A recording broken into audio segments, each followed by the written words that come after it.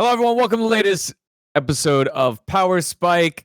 Yamato is currently, for those of you listening audio, Yamato is currently trying to update his PC because he uses a 2080 graphics card. Like, Yeah, that's from 2016, isn't it? yeah, bro. This is my Fnatic computer, my PC specialist computer. It's been through thick and thin, 3 What? AIO pumps. I wanted to buy a new one, and then I looked up the prices. I built the rig, and I'm like, 3,000 euros, bro. 3,000 euros, bro. Bad time Do to an be ad golden read. PCs. No, I'm kidding. 3,000 euros is cooked, bro. It's That's messy. brutal.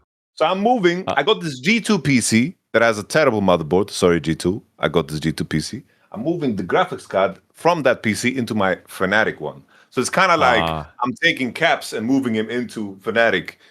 With there's like an off season going on here between Fnatic and G2 and the computers. Yeah. So that's what's up. That is what's up. You know what else is up? T1 dropping Are they their up? first series. No, they are down. They almost got perfect gamed, by the way, if you haven't seen it. That's where we're going to start. This week's first segment, it's all on fire. Just kidding. It is Fraud Alert T1. Let's dive into it.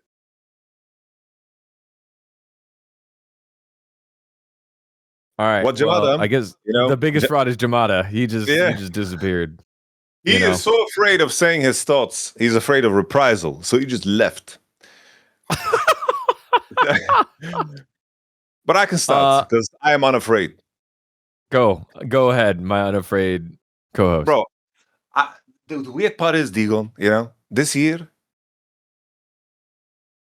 in the regular seasons, than previous ones, Like this was supposed to be different with pace coming in, consistency, man.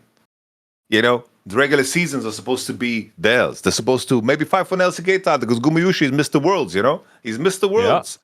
We saw Gumayushi play the regular split last year, bro. That was one of the worst performances we've seen from a T1 ADC in the regular split. But then it comes Worlds, and then he's slamming MVPs and walking away like a superhero. Pace doesn't have that superpower at the end of the year. So this is about, bringing in someone more consistent. So I was more excited, especially with what Doran showed last year. I was like, okay, Doran has been unlocked here. But we're seeing so much of the old Doran. That's a painful part. We're seeing a version of Oner that I didn't even know existed, bro. Ever since Lucid stole objectives from this guy, ever since Raptor dragged him around the Rift, I think his confidence is shot, Like, he had, honestly, to be fair, against I remember D+, he didn't have that bad of a series. It was just those objectives that he lost, right? Like the Zahen game he played, he had a very good start, and you saw the T1 magic. We were all sitting there thinking, okay, T1's just going to win this somehow. But now when that illusion has been shattered, you're left with what you have. And what you have currently for T1 is not looking nice, Because you'd hope after like a 1 month off, 2 months off, that they're going to figure out the meta, but we are here in a position where they kind of draft in a way where they left off. Cute, you want to play Anivia, but do it in a spot that makes fucking sense, innit? Ashe and Seraphine, what are we doing? And then, to top it all off, Faker. I think Faker was fine. I think he had good Talia moments, bad Talia moments. It's like, Faker, I let him chill, That's the goal right there. He gets to chill in regular games. The other homies, they don't get to play like this. That's not allowed. The fact that KT 2-0'd them and also perfect game, as you said, Crazy talk. I don't know what to think of T1 right now because they have a big match coming up as well. I think they're going to get smoked. Yeah, I think you bring up a great point about the draft because in the series before that, maybe only I watched very closely, Hanwha, for some reason, against Hanjin Brion should never let this happen, had Jace, Pantheon, and Ryze. Guess what KT had against T1 in game 1? Jace, Pantheon, and Ryze. And when T1 had that small window to try and make the Anivia Ezreal work and not just get their faces shoved in by aiming and effort on Ashe Seraphine, they lost the first fight. They never gained control of the game again. BDD and Cuz are able to just go wherever they want. And that was a planned, we could say planned counter to the Ashe Seraphine, and Carrie had practiced it 15 games in solo queue beforehand. We ran that stat on the broadcast, but it didn't work. I don't have a problem with the Anivia. I have a problem with giving over Jace, Pantheon, and Rise in game 1. And I think that was pretty tough here. Jamada, go ahead. Start making your points here for the fraudulency of T1 here. You're fine. I screwed off at the very beginning of the segment. I had a very unlucky delivery time. But yeah, like even like to go back to the draft thing, right? This is exactly where we left off at the end of last split. It's also a lot of the, the weak moments, and there weren't too many last year throughout, T1's year domestically. Once they actually had their shit together, right? Once there was no more Smash Guma like in out and they kind of settled, and then towards the end of spring, typically things were fine, right?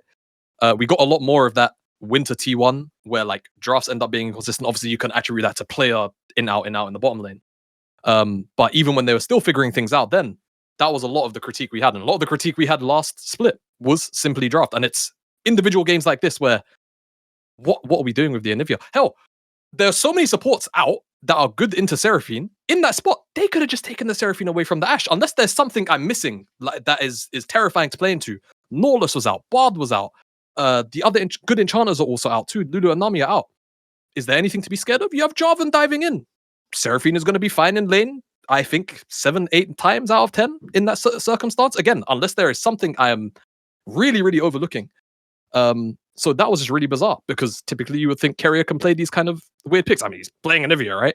But then, even then, inside of the game, we started seeing these tendencies of, sure, you mentioned Faker had these good Talia moments, right? Especially it's game 2, where he's finding things. If KT are finding something on the top side of the map, Faker is on the bot side of the map, at least getting cross-map kills, right? Or putting down pressure. And that was at least alleviating some of the clear issues going on. But even outside of those moments, you go back to game 1, we're seeing the old kind of Faker domestically throughout a lot of last year where, he's just kind of raw down in lane, right? Against BDD. He's dying on side lane in timings where you would expect Faker typically to know that that's probably a wave he can't touch. And that's the kind of game and series that we ended up getting. Not only out of Faker, but out of a lot of T1. And whilst we're gonna probably shit on T1 for a little bit longer here, I also want to give flowers to KT for this performance, and I think especially perfect, right?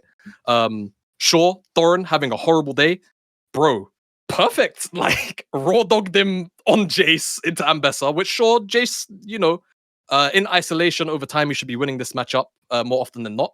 And he IMI'd correctly going into Serpents, so like the Eclipse and the W value is not high.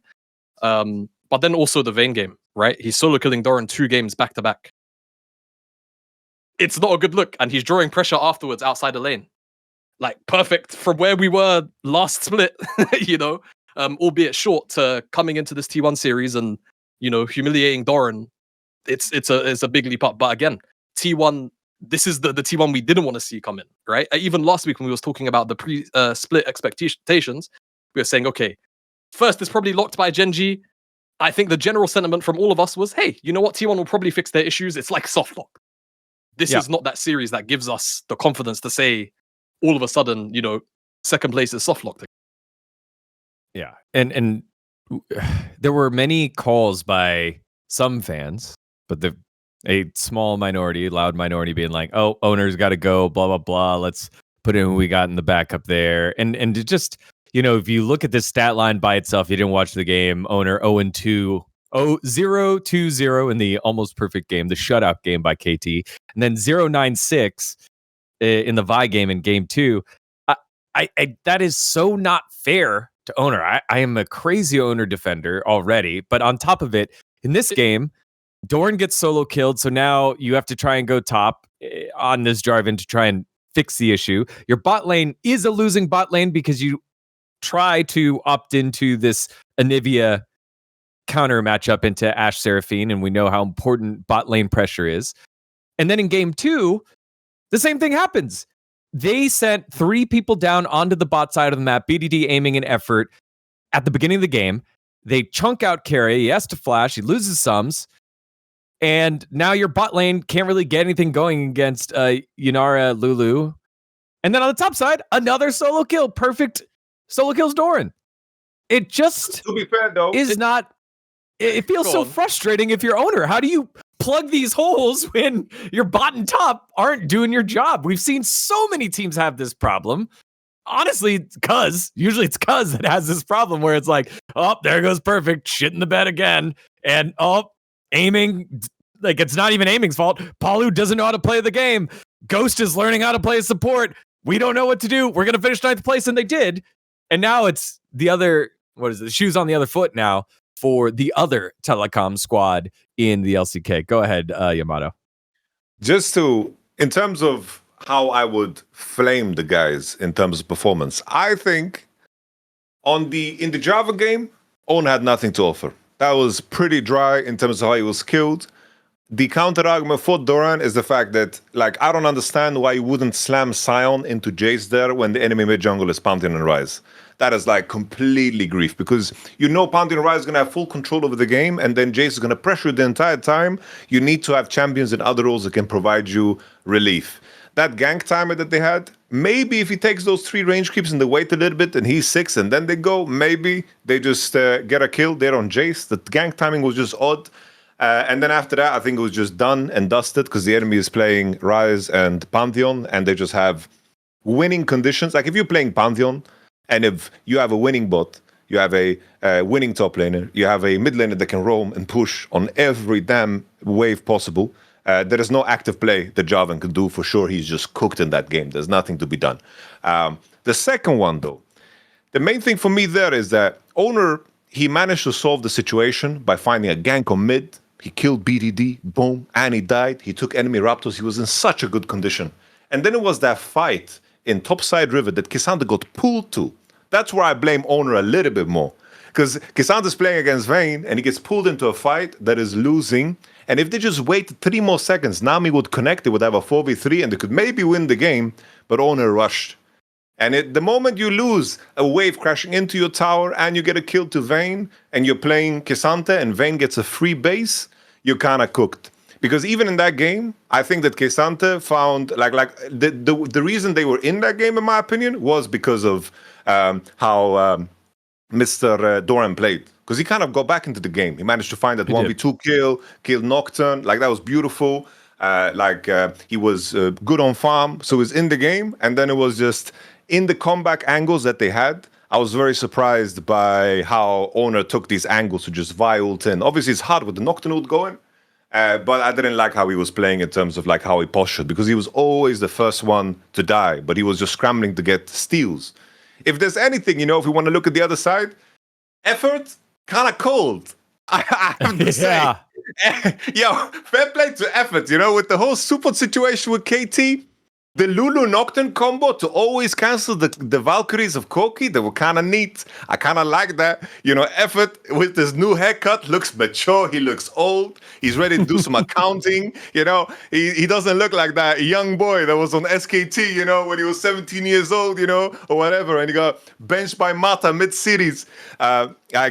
He massive upgrade for KT. They actually had a support that was there in the beats and was actually, laning. So maybe effort's just the GOAT. Yeah, a great story and an answer in a current lack of support talent in the LCK. It's just surprising. 2 years down in challengers with Bro and with KT over the last 2 years since his last LCK match, has played for half of the LCK. He's played for SKT, for Sandbox, which is now BNK Fear X, Nongshim, the Bros. Usually when you get benched from the Bros, that's it. That's the end. But effort stuck with it and then seemed to be the piece that this team needs, because when we talked about KT with Palu or Ghost, these were 2 engage-happy champions, engage-happy players that when they had a lead, they're like, oh, I feel like we got to push the lead. It felt like effort not playing engaged champs in this series. He played Seraphine and Lulu. Was the calming, the calming, experienced support that maybe they need moving forward. But a huge win there. Close it off here with your final thoughts here, Jamada, and then I'll get grades from you and Yamato on the fraudulency of this week, this first series by T1. Yeah, I also just wanted to put on top of the Oner defense. You know, the lawyer legal team we have here. Stack it up. I think just some of the like 50-50 smites, right? That you always know when you see Oner in these situations. Like, yeah, like you said, you're scrambling for them a lot of the time, but I don't think many other junglers in the LCK are winning the 50-50s that Oner always just seems to like land heads on, you know? And again, I just think very, very tough position to be put in back to back where it's like at least the and he game did 2 is get one. playable. Yeah. I forgot which series he got. That was Pays. No, it was game. No, he got one before that. He got one. He got one before that I'm talking too. on the Drakes. I wasn't even talking on the Nash. I was talking about the Drakes. Yeah. There was one Drake. Yeah, there was one Drake. Yeah. We died to Annie right away, I think, on Vi. I think afterwards, he like a Starin or something. But yeah, like even situations like that, it's like if you're in a position with Vi Talia, Corki Nami, where Drake stacking is not safe, like it's tough. It's already hard. So I think winning smites like that is important when you're under pressure like that. So yeah, just closing thoughts. Really, it just feels like off this series, if this is the T1 we're going to see, I'm very concerned. If it's going to be a very consistent thing where it's very panicked and their drafts are a bit inconsistent, and we're giving, you know, Carrier or we're giving Doran or we're giving whoever it is like draft by draft these weird kind of out there picks. I'm going to remain concerned because Shout Tack, the guy like does loads of different stats and stuff. I think at the end of winter, he had them ranked as like out of the top regions in the world, so basically just the traditional Major 4, T1 were one of the worst drafting teams in the world out of those leagues. So, yeah. Soft case study for Game 1. Game 2, I think, was at least playable, but still hard. So they need to fix that. That's always going to be the main issue, because these guys are good enough. Like, hands level, we know that. Brain level, it's not like fucking, it's not bro. Sorry, dGon. You know, like this is T1, so our expectations are naturally going to be higher of them to come back and bounce back from stuff like this. Just give us a number, bro. Yeah, give us a number. It's still high. I think this is like to get perfect gamed as well, like an effective perfect. They lost a top tier 1. That's a perfect game in my head this year. You know, I think it's an 8. I think getting perfect game is just really insane. And they did not look comfortable in a game draft-wise where they should look way more comfortable in game 2. Yeah, I'm at an 8. Yamato. Bro, I'm on a straight 10 because the only thing that is giving them grace is that it's early. But let's say it wasn't. It just looks like KT practiced during the time off, and it looks like SKT T1 here didn't. Straight up, do they look practiced? They look worse than they did when they lost, and they looked terrible already back then. And somehow they're looking worse. I feel like that's unacceptable. KT actually ramped up. BDD is in like fantastic form. BDD, I loved how BDD played. Like there's a BDD that is an 8, there's a BDD that's a 9. Today we saw a BDD that's a 10. I love that. Perfect. Look sharper than ever. Effort, you know? KT just seemed like a team that has used this time off well. And T1 on the other side, still all the same issues, clearly more obvious. So for me, this is a massive, massive fraud alert. I like that. I like to cap it off there. Yeah, I mean, KT trusting the draft into perfect, giving him the Vayne counter pick. It just feels like they practiced it as a team. And you have the Anivia pick. Who knows how much that was practiced? I don't know. I guess maybe that's a little bit rose-tinted glasses, but we'll see what happens here with T1, and we'll be talking about them more in just a little bit. An 8 and a 10. As always, let us know in the comments below what you think about this first series and how you rate this fraudulency of this first T1 loss. All right. Before we head on over to the other region that has kicked off their action in the LEC, it's time to remind you about our friends at Manta Sleep. Now, the Manta Pro Sleep Mask is a fully adjustable, ultra comfortable sleep mask that delivers 100% blackout and breathability, side sleeper friendly design. And that's the thing that I love about it, because I sleep on my side. A lot of people sleep on their back. I get sleep apnea if I sleep on my back. So I sleep on my side. Any other way to block out the light, any other blindfold, anything like that, always slips off. And then I don't get to stay asleep later or when in the morning when the sun comes up and then I can't fall back asleep. They've got you covered here with at Manta Sleep with the Pro Sleep Mask. Now, it has 100% blackout, blocks all the light, even the nose and sides for complete darkness. It has adjustable eye cups with soft memory foam cups that can be positioned to fit your face perfectly without any eye pressure, and breathable, cool materials made with ventilated, sweat-resistant fabrics to keep you cool and comfortable all night. But don't just take my word for it. My boy Yamato, also a user of the Manta Sleep products. You know, on my side, I have to admit, like I can sleep anywhere, right? Like that's my superpower. But my We know, brother. We know.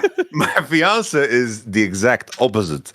Any bit of light, any bit of noise, and it's tricky because you know the mornings when I wake up early for LCK, it's a goddamn minefield. The cats are making noise. The sunlight's coming through. I'm opening doors because the cats are clawing on doors. So it's like the light comes in and out, everything. But ever since we've gotten this sleeping mask, let me tell you, life has gotten better because I don't get angry Discord messages. She writes me from the bedroom, you have to shut the door. What the hell are you doing? I can't sleep with the light. But I haven't gotten a message like that ever since I've gotten these into my inbox. So that's the best, you know, happy wife, happy life. That's all I can say, man. That's all I can say. Jamada? Yeah, I mean, I'm basically living American schedule here in Europe. I sleep into the day a lot. This thing, since I've had it, I have never been able to sleep straight through consistently, and this thing is helping me sleep straight through 8 hours just because it's just blackout. I don't have to deal with any sunlight in the morning or up towards midday. This thing is bloody incredible. I'm using the Pro Mask, so I've got the audio as well. I'm falling asleep to video essays, audio books, everything, anything you fall asleep to. ASMR if that's your dig. You know, everything feels fantastic. It's incredible. You can adjust everything literally just by there's buttons on the front of the mask, so you just tap your face and then bang, higher audio, lower audio. Incredible setup. I don't know if I can go anywhere without it now. If I'm traveling, I've got to bring this thing with me everywhere. And then finally, they've got a bunch of different products as well. We got the white noise machine right here.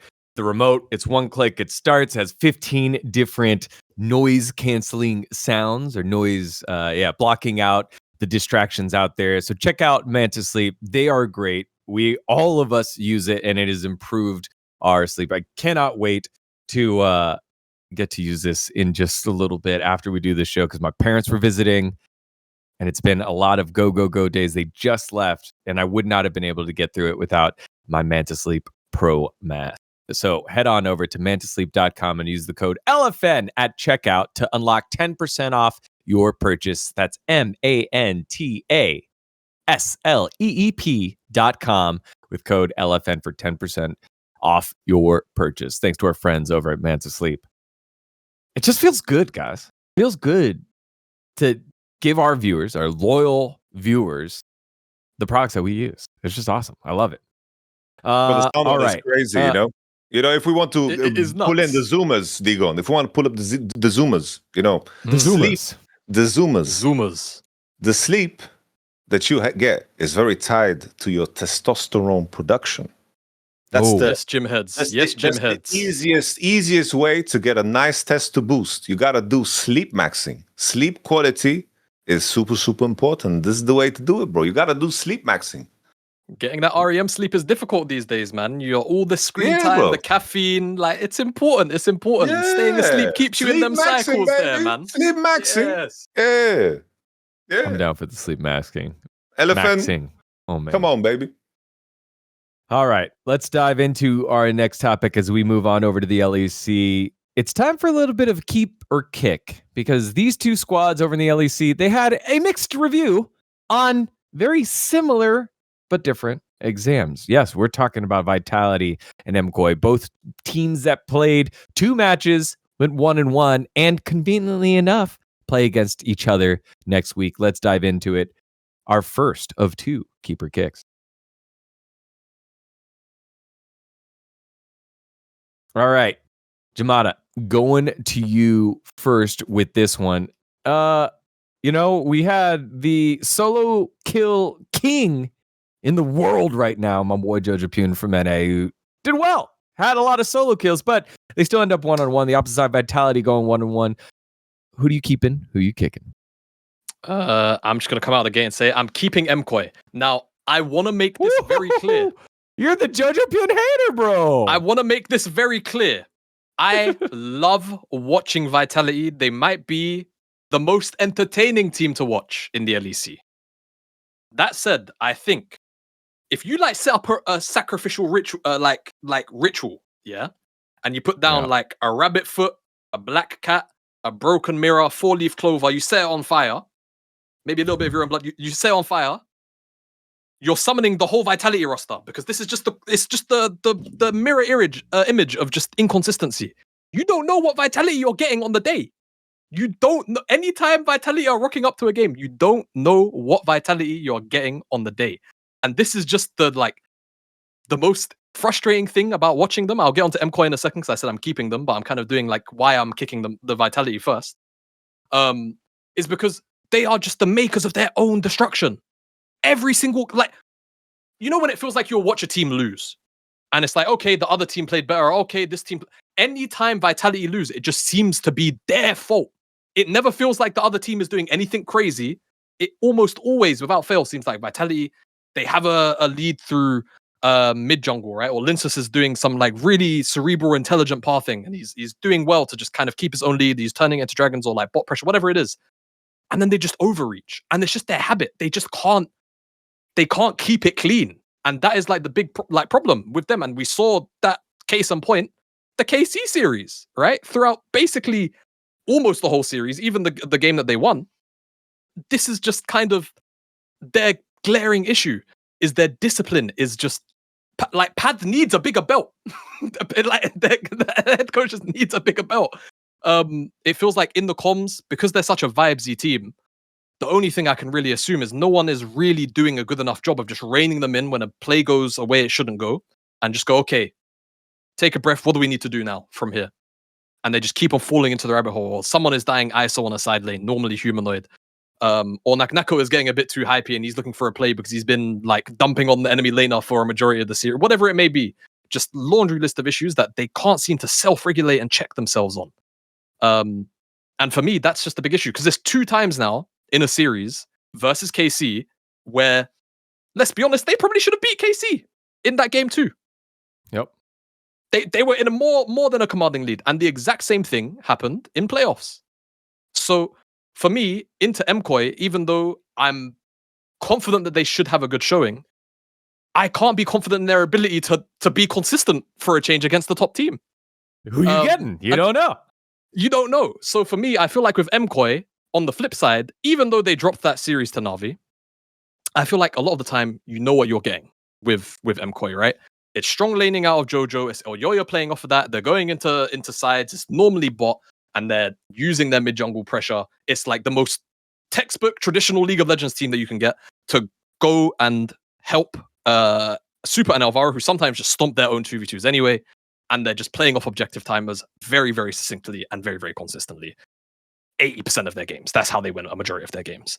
And whilst I would anticipate Vitality have some kind of prep to deal with that play style, and I feel like Humanoid will be one of the few mid laners that will not get run over by Jojo in lane. I still feel like Jojo, to me, the Jojo everyone has been hailing for, since he came to the league, where it's like, oh, he's this lane dominant beast, and he's, his leads are being really, actually being turned into tangible, impactful things. I'm seeing that this year a lot more than I was last year when I was being a hater on Jojo.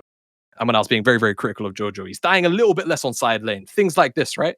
The no more one wave mentality, it's being checked a lot more, I feel like. So now I'm rocking with Jojo a lot more than I was last year. And I feel like that is just going to be the edge for me that kind of brings MKOI over the line, presuming they take it cleanly. Because again, I think Vitality will make this a very messy game, and MKOI are very happy to play in the mud as well. Chat, it is April Fool's Day, but I'm having a hard time figuring out if Jamada is kidding or not, if he's actually rocking with Jojo. He is the biggest Jojo hater that I know in EU, but says that he's going to go with it, and the overwhelmingly likelihood that it will happen currently is 61% chance that MKOI has the win in the bag as they go head-to-head next week. So he's keeping MKOI kicking Vitality Yamato. What did you see between these two squads in their first series of the spring split, and who you keeping, who you kicking for their matchup next week? You know, I like both of these teams a lot. I think the first week, regardless of the result, I think they showed a lot of positive things. I really don't care about the results. I wish there was a third team in this Kipo kick, because I would throw Navi in there, because Navi is the team that I think they are fake on the 2-0, and I think they're gonna experience the fall off, but maybe they're on a different time. I just in terms of how they got their wins, first and foremost, against MKOI, I think, sure, we had Super getting caught. I think MKOI came back and they slammed the simple 2-0.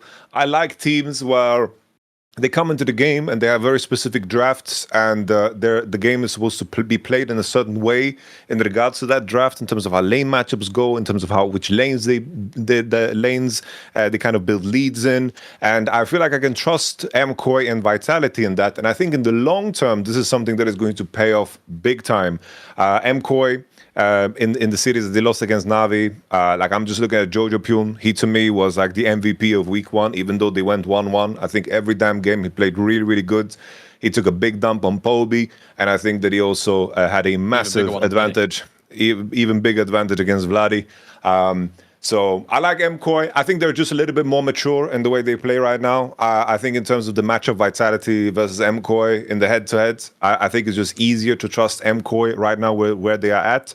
But if there's a team that can upset the top 3, so to speak, in the LEC, it's going to be Vitality, because they have a very, very, they have a good range in terms of how high-level League of Legends they can play. And I'm looking at that matchup. It's like what Naknako did against, of course, Mr. Kana. If he can replicate easily against Midwin is not having like the best time right now. He's a very, very streamlined player, doesn't have anything. He's gonna put him in a blunt.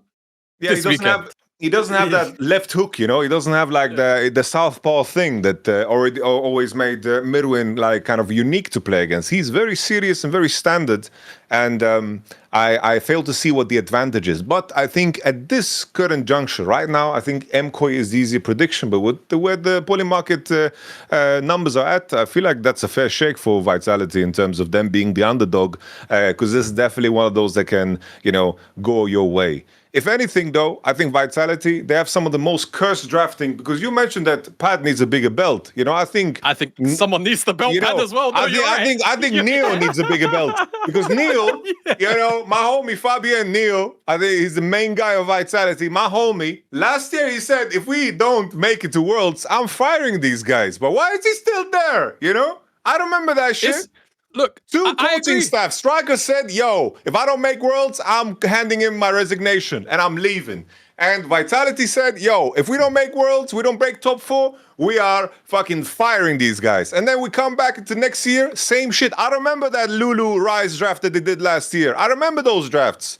They had this shit last year too. We remember the Seraphine Brom thing that they cooked up together with the Twisted Fate. I don't care if you want to blame your players at that point, or even in interviews cope about how that's good. But Neo's the one that needs a bigger belt, not Pad. If anything, there's a track record, and the track record speaks for itself. So to simplify the question, I'm keeping MKOI at this juncture, but I like both teams. I would like to kick Navi if possible, even though I like them a lot too. We'll see. We'll come back to Navi next week. Mark it here, everyone. Navi will be under the microscope for their performances.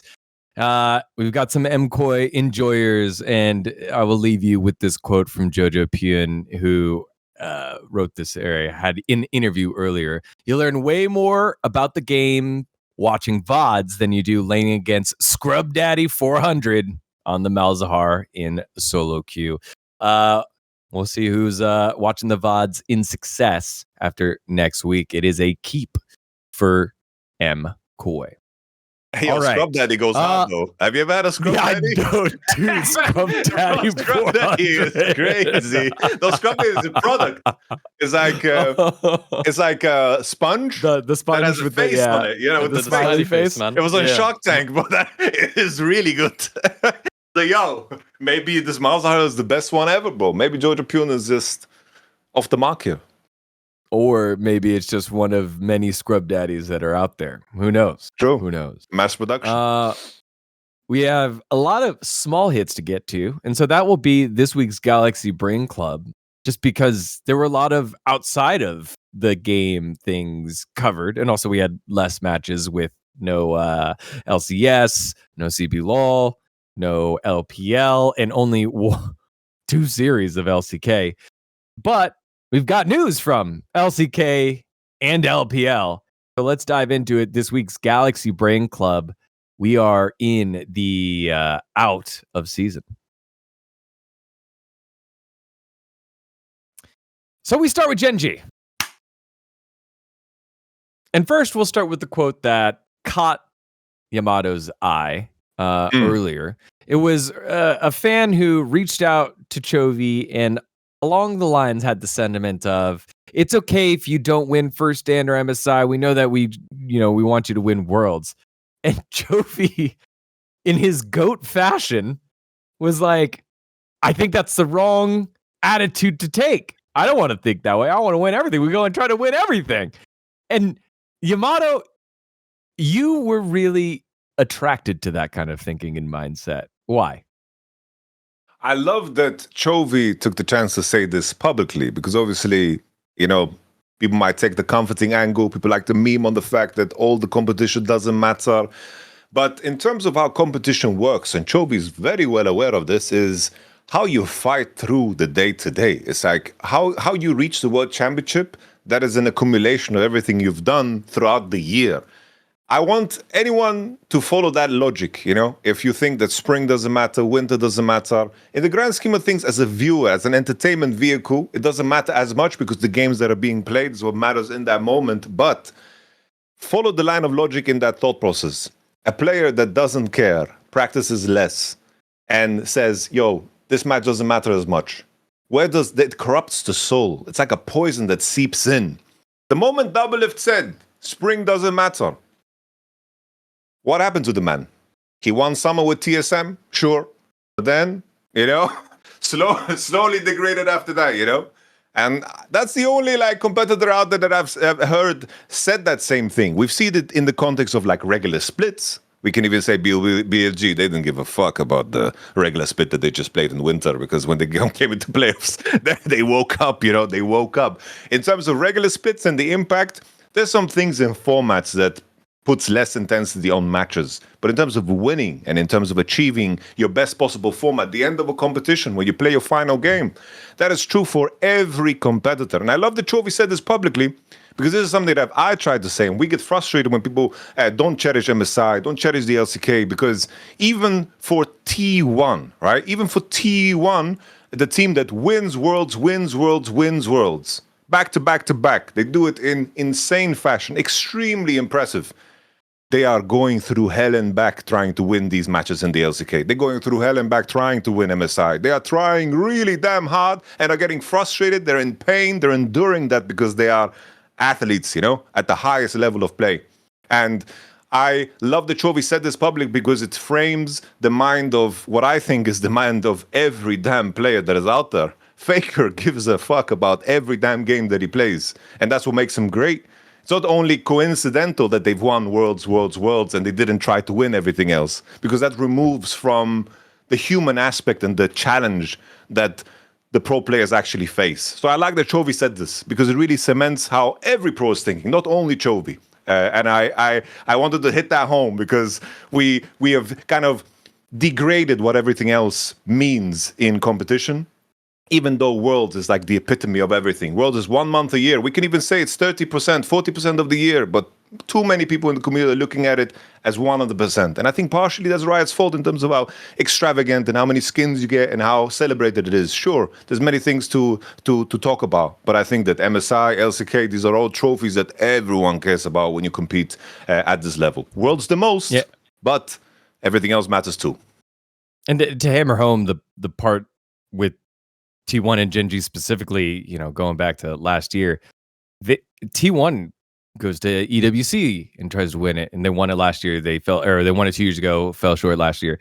They have their league of their own. They did the fan meet over in Vietnam. They're going to everything, doing their best against everyone. and it's nonstop. And Chovy has seen that. He's seen this is what the world champ does. This is what I want to achieve as well. And whether or not he saw it and then he became like that, or maybe he was like that the whole time, and this is the first time where he gets to publicly cement it and announce it. Pretty awesome stuff there by one of the leaders of Gen.G and Chovy. And Jamada, I'm giving you the tougher one to start us with, which is the other veteran of Gen.G. It's Ruler. So Ruler had himself a legal issue where there was tax fraud. And he was convicted of tax fraud. He went through the appeals process, appealed it, and the appeal was upheld. Or the appeal didn't work. So the original ruling was upheld. Yeah, there we go. Original ruling was upheld.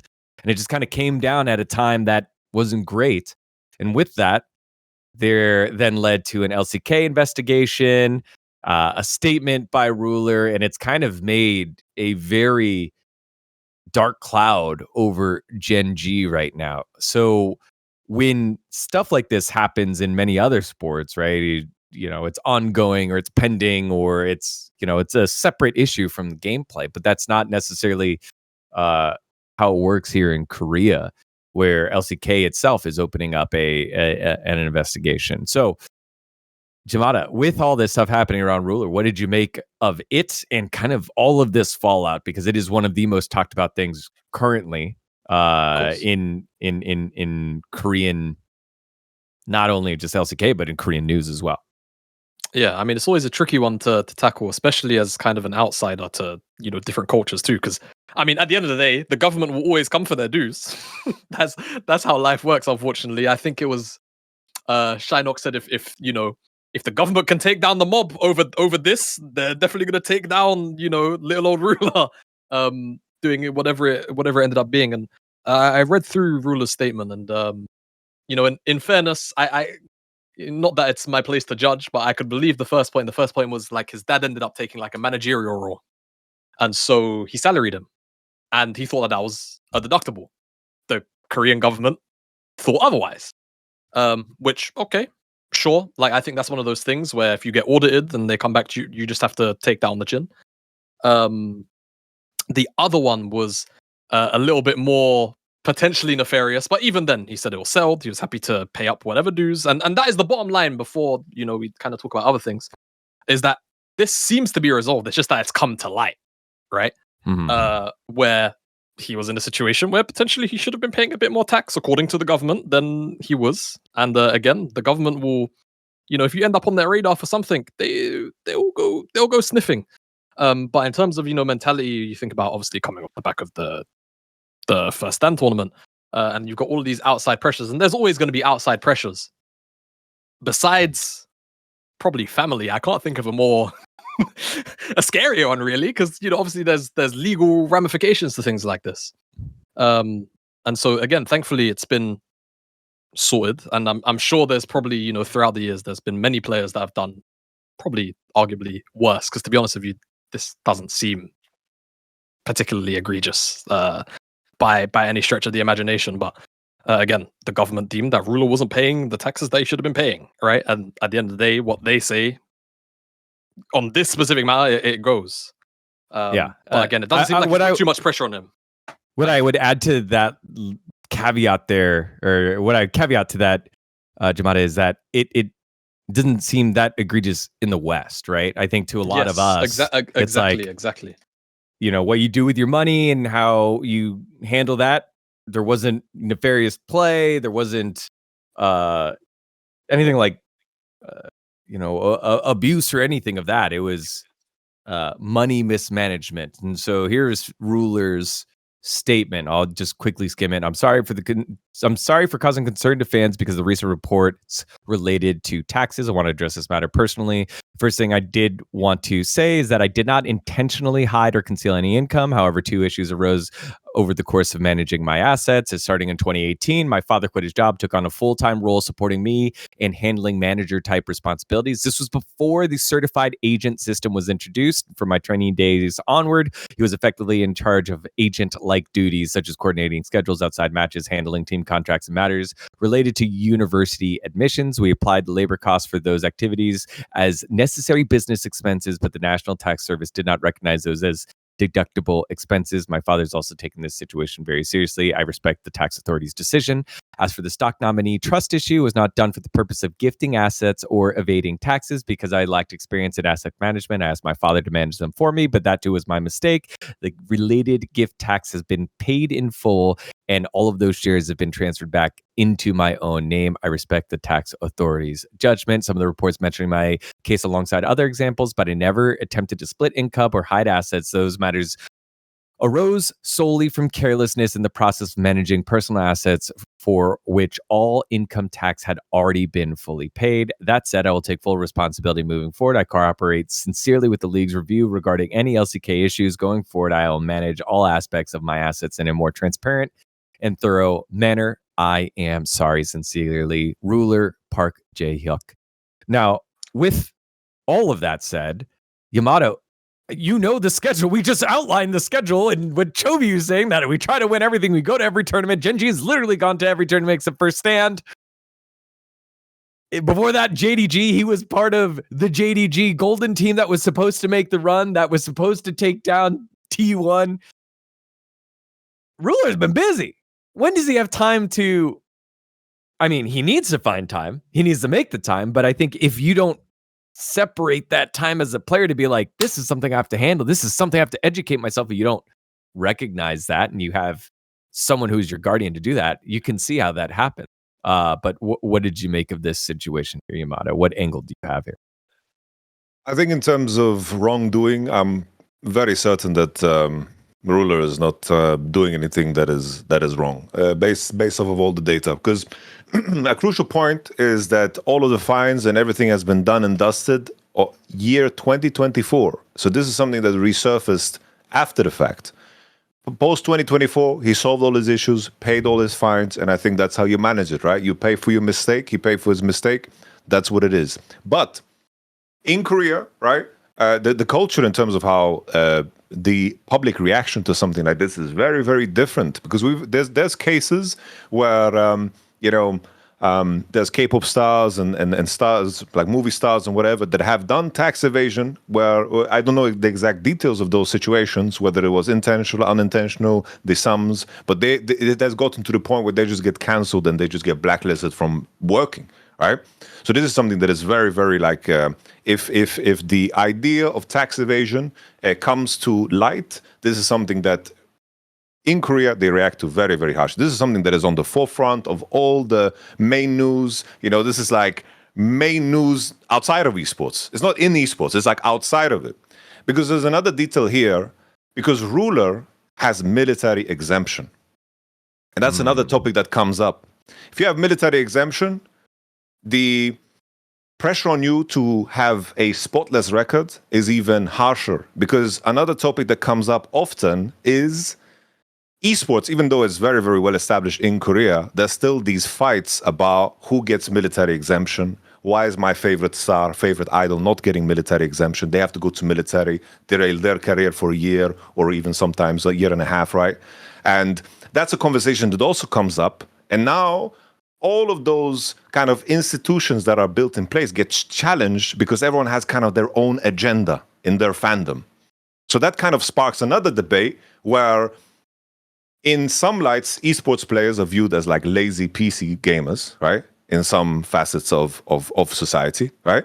And the detail that comes up now is if the military exemption that you get from Asia Games, right, is going to be challenged. That is like an additional layer of the danger. So in terms of the delicacy of this problem and how it's managed on a PR sense, there are some agendas that are being pushed from multiple directions, because something like this, similar to this, I'm not saying it's the same, has been used to blacklist people, right? Obviously, in this context, I think in my opinion. Like in the West, this has happened. You know, there's many CS players that are like, I'm traveling, I live in this country, I don't know the rules. Like I have an example. Like I didn't know that I paid taxes in Korea while I was in Korea. But then when I have finished my audit, right? Because they audited everybody in Germany because there were some streamers that just took their stake money and ran. So every streamer is getting audited in Germany. I have finished. And then I realized in the aftermath that I didn't stay in Korea for half of the year. So I paid taxes in Korea. And then Germany said, yo, you stayed there more half of the year. We need to tax you on that money. So I got double taxed. I got taxed in Korea and I got taxed in Germany, but it was my mistake, right? It was my mistake because, you know, and in the aftermath, I paid my fines. And now I need to find an accountant in Korea to fix my shit because I need to get that money back that I paid in Korea, right? Because I need to do my tax reports and submissions and so forth in Korea, which is another headache. But shit like this happens, right? But culturally, things are very, very different in Korea. And that's why it's so sensitive and it's made such a big deal because this is like main news, you know, front page news in everything. So in terms of like LCK reacting and removing ruler from the video, right? I understand why they are approaching this with maximum sensitivity because they want to, of course, make sure that the institute that is esports, that is KESPA, has a very, very stellar reputation. Because if you have players within esports that have military exemption, the pressure's on you more because people are going to use that as an excuse to remove that out of the picture. So there's a lot of moving pieces, and hopefully nothing happens, and we get to see Gen.G play and Rulers playing, and there's all peace. I hope that's the case. Otherwise, he has to play in LPL. But those details are very important to highlight why it comes across as a bigger deal for, why it is a bigger deal than it seems for us that, you know, we have players like this that make this mistake, pay a fine, and that's it, you know, all the time. Yeah. Love that you're able to share the experience of your time here in Korea as well, Yamato, and the throwing in the KESPA part as well, right? The Korean esports government body, right? It is very different than in NA. We don't quite have that yet in the US at least, so there's an extra layer there. All right, we move from that to some better news. Former FPX jungler Milkyway had his match fixing allegation cleared by the police. He went to the Shanghai Public Security Bureau. Let's see, wait. I've received the receipt issued by the Luonan Police Station of the Baoshan branch of the Shanghai Public Security Bureau. Posted it out there to prove that this person online who had a screenshot of the so-called leaking pics and bans and other chat records was found to be completely invalid. The truth is that I didn't participate in any match fixing and pics and bans. In the past, unwarranted suspicions and online abuse has left me suffering. Fortunately, the truth will not be hidden forever here. I sincerely thank the police for their rigorous and impartial investigation. And finally, return me a clean sheet. We see a lot of situations where online hearsay leads to and online anonymous hearsay leads to damaging people's careers. And in this case here, Milkyway, stupid talented, great player, got, sat down for a bit because of these allegations, and now gets his clean sheet here, Jamada. Welcome back, Milkyway. Yeah, I mean, a couple of things to say, really. One, you kind of touched on it, right? While some allegations to a point seemed somewhat substantiated, there wasn't really enough overall. But again, the decision was still made because obviously match fixing, especially in this day and age, we touched on it, I think 2 episodes ago, maybe 3 episodes ago, because of where the LPL is right now and where it's been for a while. Can it really afford to have situations like that ongoing? So the LPL always going to be a bit more harsher. If they feel like they can find even what feels like circumstantial evidence, they're probably just going to act on it, right? Even if they don't feel like it's enough 100% of the time, they would rather not take the risk. So the fact that he's got official legal clearing from authorities is a very, very big deal. That said, my unfortunate reaction is where will Milkyway really go if he can find anywhere? You know, my knee jerk would have been Top Esports. You know, post the Naiyou stuff, or even before the Naiyou stuff. Sorry, because I have just not really I've not really rated Naiyou anyway. You know, like we made the jokes. It was like we weren't sure if he was really match fixing. He's kind of just that bad anyway. But that would have been the only team. But when you look across the rest of the other LPL teams, you know, it's like what is he? He can't step into AL. He can't step into JDG or any of these other teams. All of these other teams have, you know, close to, I don't want to like use that because it's a big word, right? But it's like almost franchise level junglers. Like you're not going to replace any of these guys on these rosters, you know, because they are crucial parts to those systems. So Top Esports would have been it, but obviously Tien has come back to fill the seat for now. But I feel like Tien would always be happy to just go back into the hole and just go back into quiet retirement life. We'll see. Otherwise, you know, Milkyway, YamatoCannon. Europe is calling, man. YamatoCannon, Europe is calling. Europe is calling. Come. There's space here for you, brother. You know, like just do the bow thing. You know, temp banned, or I guess did both stay banned in the end? I always forget the final ruling on that. But either way, just come to Europe. See, you know, muck in the mud. You know, come to the second best region in the world. See what you can maybe make for you. But joke aside, it's just good. It's good for the league that he was cleared, right? It's just one less potential thing on the stack of many to talk about the LPL when it comes to these kind of controversies and allegations being made about players when it comes to match fixing, especially because it's just been such a hot topic over the last couple of months, years really, but like especially the last couple of months, especially hot off the heels of Naiyou.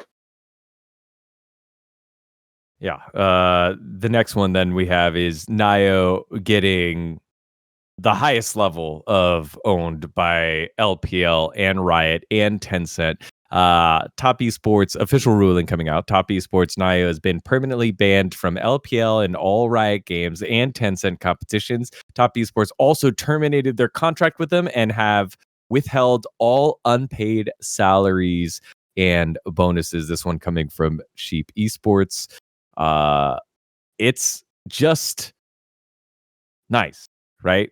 Unfortunate for Milkyway it took that long, but nice that Riot saw it, got the information, acted upon it, and won't let this continue and happen there. So just good to see on that front when the facts all pointed to it. However, one of the things that I would say is collateral, Yamato, is that Top Esports 369, who very publicly protected his teammate, has been a solid top laner for such a long time in Top Esports, temporarily stepped down from play. This came out just a couple of hours ago, stating he needs time to adjust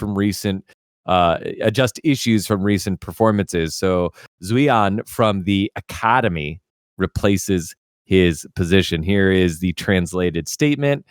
I've been having some issues with my performance lately, and I feel like I need some time to adjust. After discussing it with the team, they decided to rotate players to give me some time to recover. Jian is a very strong player, and I will help him with his experience.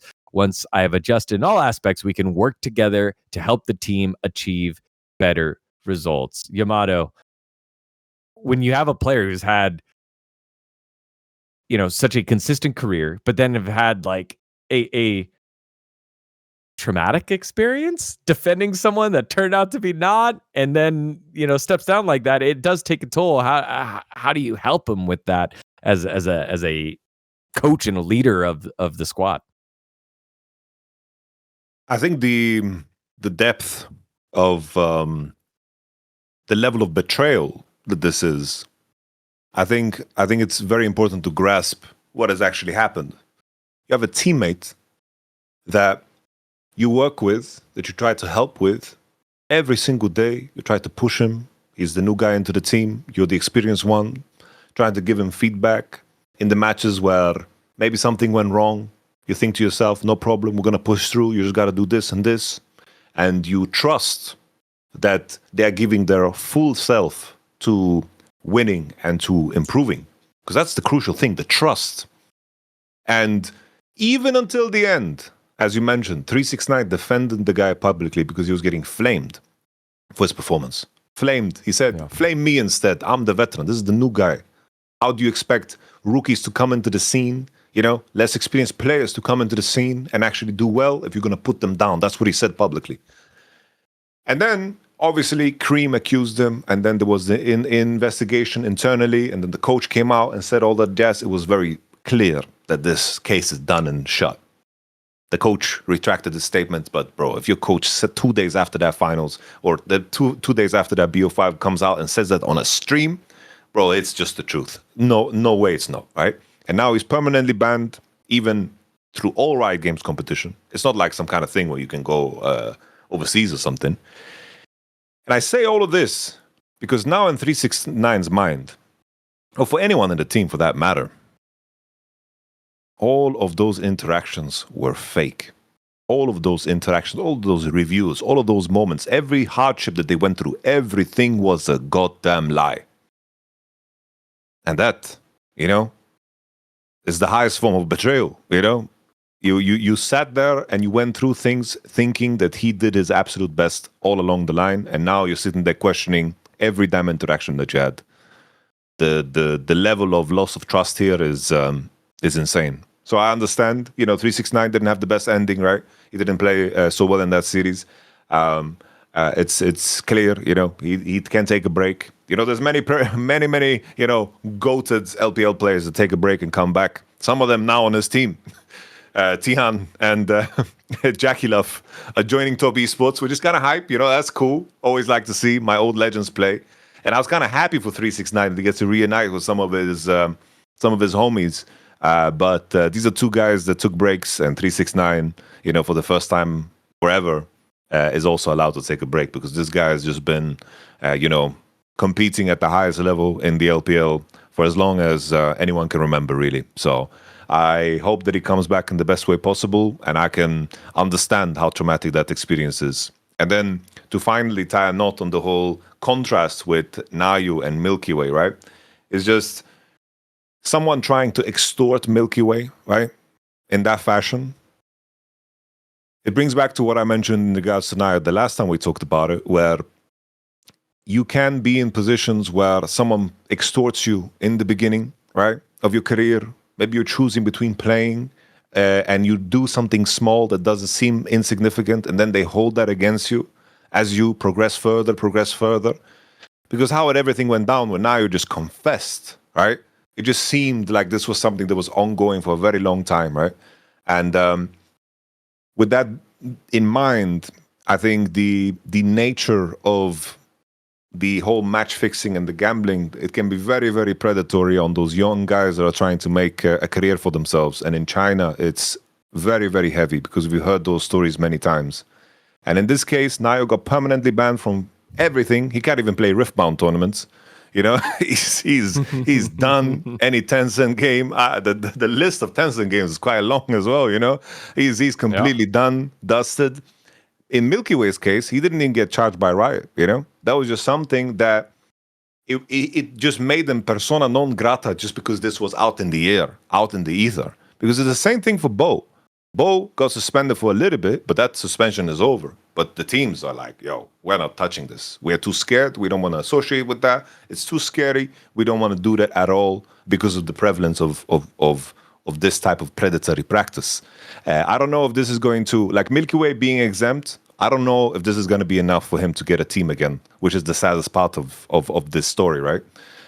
But I hope that the young rookies coming through, which obviously with the new laws and so forth, there aren't super many, but that they have an opportunity to actually earn their place in the LPL and actually go up the right way rather than being pressured into doing things to just stay afloat. So just to wrap it up and put a bow on it.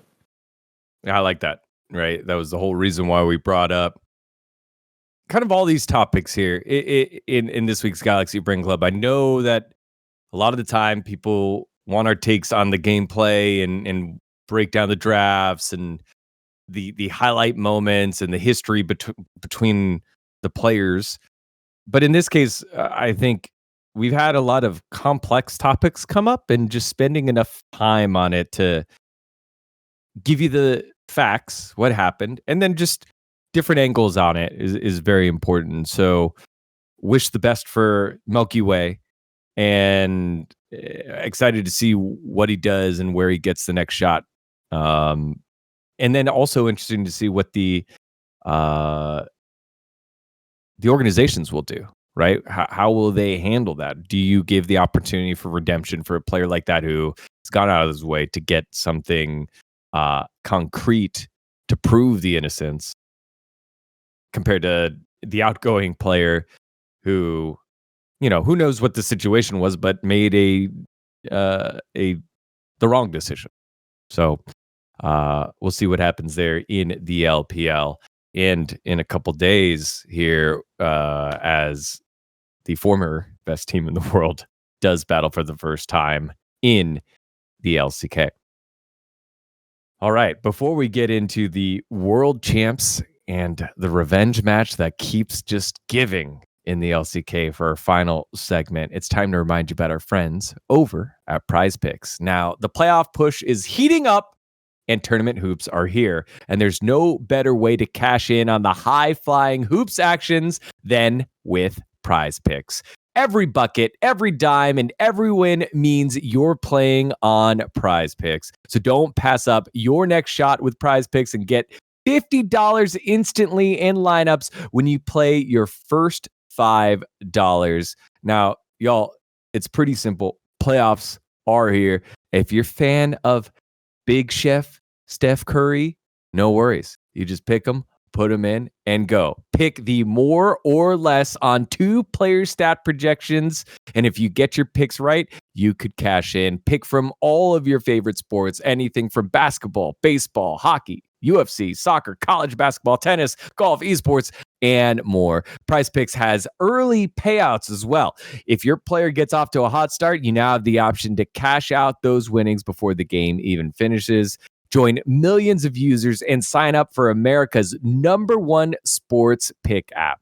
On Prize Picks, how you play is up to you. If you want flexibility, choose the flex play, where you can get paid even if one of your picks misses. And if you want the biggest payouts, go for the power play. No matter your play, Prize Picks is a great way to put your takes to the test. So download the Prize Picks app today and use code POWERSPIKE to get $50 in lineups after you play your first $5 lineup. That's code POWERSPIKE to get $50 in lineups after you play your first $5 lineup. Prize Picks, thanks to our homies over at Prize Picks. All right, it's time for the juicy one. It is the soap opera that keeps giving. It is another keeper kick, and it's T1 versus Hanwha Life Esports. This was the most talked about matchup. My favorite series of last year was the T1 Hanwha Life Esports best of 5 single elimination LCK Cup match, because it was the first time that they played up against each other. Now, of course, these teams played against each other in LCK Cup 2026, but it was a weakened version of this Hanwha Life Esports and looked like they weren't gelling, and it turns out they weren't, even though Gumayushi joined Zeus and the rest of the squad swapping red for orange. So the question is, after a disappointing loss for T1 and a job done by Hanwha Life Esports at 2-0 and an 0-2, then who you got in this keeper kick? Are you keeping T1? You kicking T1? Let's get into it.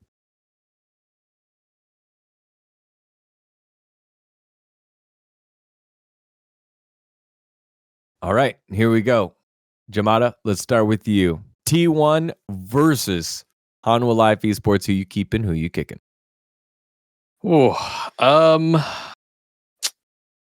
This is now a tough question because of what we witnessed today versus KT. I am gonna keep HLE. Now, this isn't because of inherently what happened today. Though some weight has been put into it.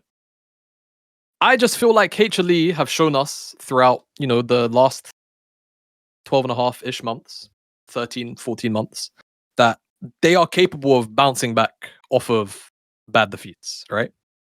Even if it's just short-term and not necessarily long-term. So what do I mean by that? Obviously, the very infamous Gen.G reverse sweep spring, right? Qualifying to MSI. They came back and they looked all right. Better than I would say the previous split performance. And then leading into playoffs, they were trailblazers in things like the kind of renewed lane swap and how they handled that with the AD to top and things like that.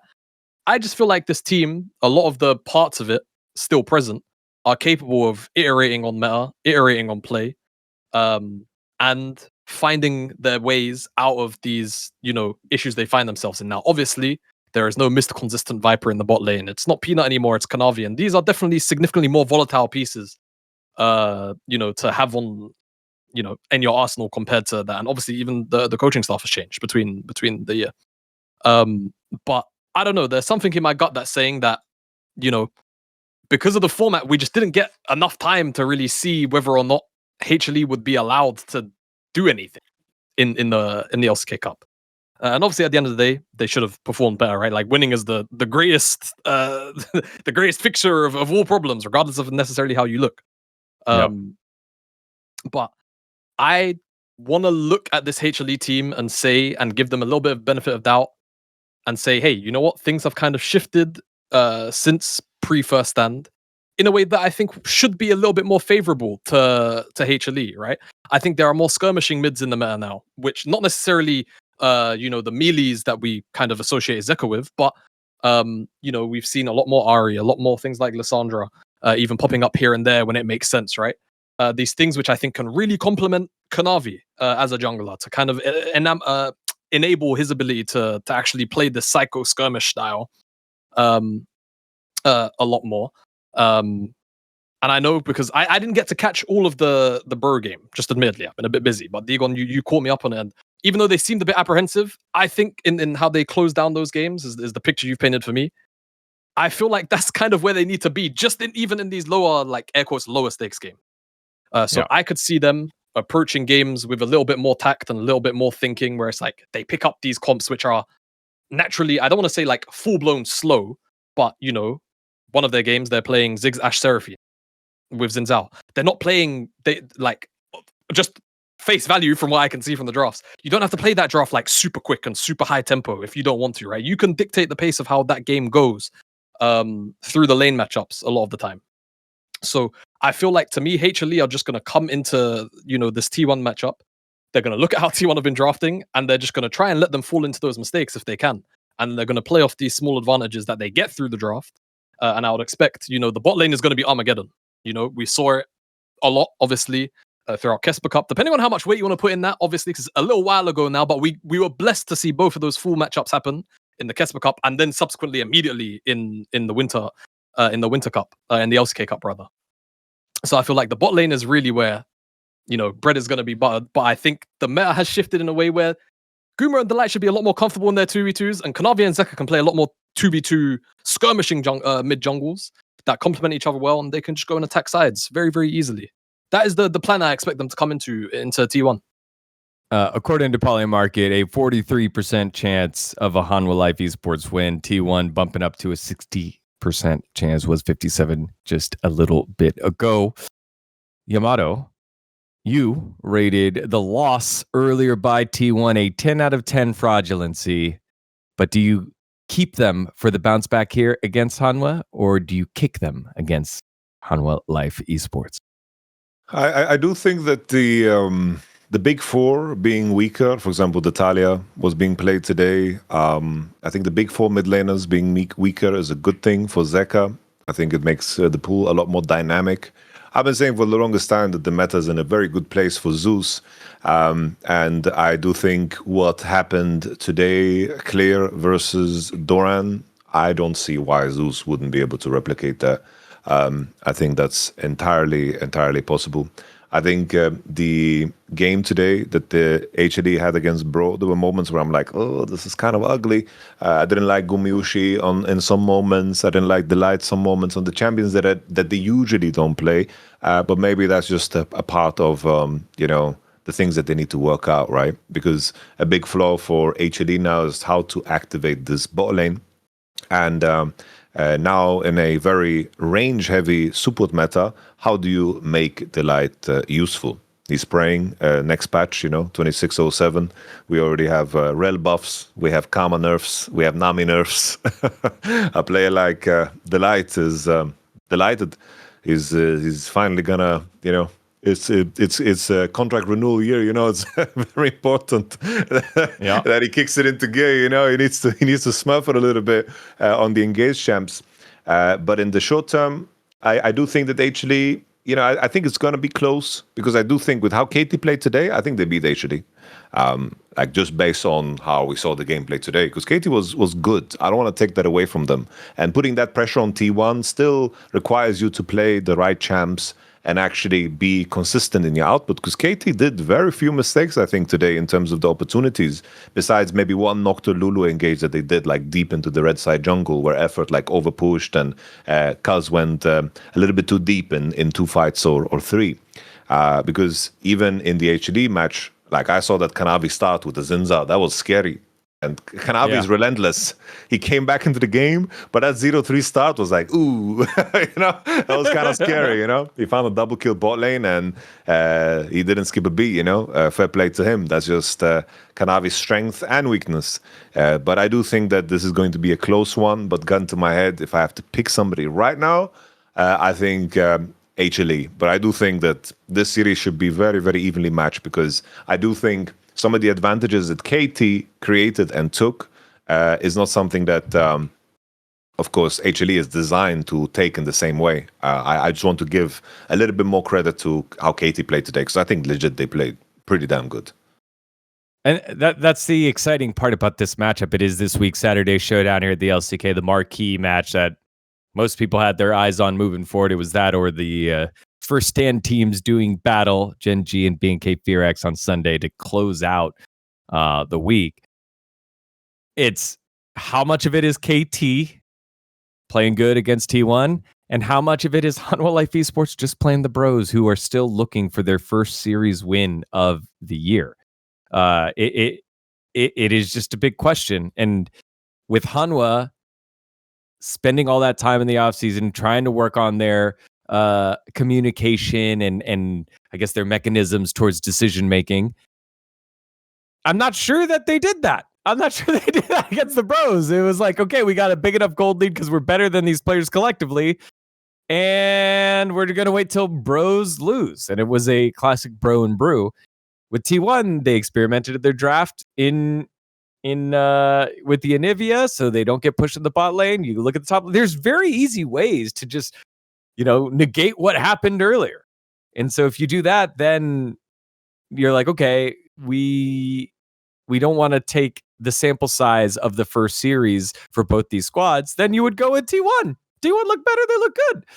But if you don't do that and you do take just the record and the wins, then you go with Hanwha. I don't know. It's just a very interesting thought experiment for everyone here, and I appreciate your guys' angle. So for you at home, let us know who you think is going to take this win, T1 or Hanwha Life Esports, in the comments. And I don't want to see the post-game Andes come on over afterwards and be like, oh yeah, T1, I'm always going to win, blah, blah, blah, I knew it. Go make the comment when you see this right away, because it'll be up before the match happens on April 4th. T1 versus Hanwha Life Esports. Both our analysts are keeps for Hanwha Life Esports. All right, y'all. That's it. Don't worry, though. We had an eye on some of those super scrubs of week 1. That's right, SK and Fnatic. They will be on notice for next week's Fraud Alert, as well as the other leagues kick off. Get some action going in NA and in the LPL, as well as LPL was, we're waiting for that schedule to come out for a bit. But they will be back doing some matches later on. Man, a great way to start off the regular season for the second best league in the world, and according to First Stand, the third best league in the world. Final thoughts here, guys, as we close out the episode, Jamada? Honestly, I'm just looking forward to Sunday morning for obviously for European JDG BLG. Man, that is going to be a really, really, really fun matchup. If First Stand is anything to go by, Bin looks on fire. Obviously, BLG as a whole look on fire. But I want to know if how JDG bounced back from the First Stand outing and what they actually put on display in this series. Because I think domestically, Tabe always makes teams think a little bit more at the bare minimum. And I think, again, just kind of rebuilds are always his thing. So the identity that JDG come in with, I'm really, really interested in. Yamato. On my side, bro, I'm kind of stressed out because I have 2 Riftbound tournaments I'm going to, regional qualifier to qualify to the World Championship, and Riot just decided to ban all the cards in my deck, so I need to start from scratch. So you were using the OP cards, is what I'm hearing. Obviously, I want to win. I was playing Miracle Draven. Oh yeah, everyone was running Draven in what was it, the China qualifier? Is that what it was? China qualifier, I believe it was. And then the was it Italy? It was in Italy earlier. Everywhere. And it just got nuked. It got nuked. Well, my parents brought me 17 packs of cards. I think it was 7 Origins and 10 Spirit Forged, and nice. I got a whole lot of nothing. So I've got 2 packs left. I'm going to open one on the broadcast, and hopefully we get something here. And then I'm trying to make friends with the shops here in Korea, but they I don't know. I can't speak Korean enough. I hope that, they when the cards do drop here in Korea, they save me a pack or save me a box. Not even a pack, a box. Like, I want to be able to play, but cards are so hard to come by here. So best of luck to you, Mr. Cannon, as you try and rework that set. Yes, sir. Kaiser, here I come. Actually, edit that out, Light. I don't want to reveal which deck I'm playing. You know what? Nah, I'm just kidding. Man, I was gonna say, you're running Kaiser. That's like the only deck I know how to run because it is so OP. So you'll be fine. You'll be fine. All right, everyone. Thank you so much for watching. You'll see me on LCK. Make sure, if you haven't already, like and subscribe here at Last Free Nation. We have so much going on for you. We really appreciate it, and hopefully we can make your day better with the content that we push out. Until then, we'll see you next week for more Power Spike. Bye-bye.